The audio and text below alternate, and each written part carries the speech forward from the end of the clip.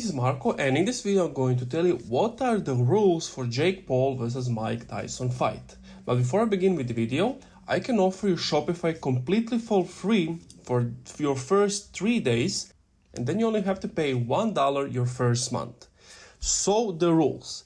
Basically, the rules are that Jake Paul can wear amateur headgear for its protection, that he doesn't need to have a weigh-in, like he doesn't need to be 100 pounds. He can be at whatever weight he wants.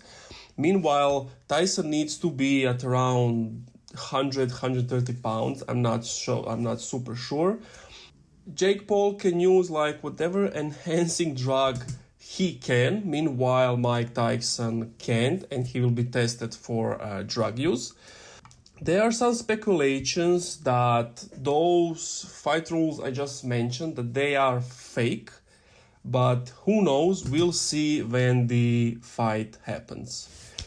If you enjoyed this video, leave a like, comment, subscribe, and also if you want the Shopify trial, click the link in the description.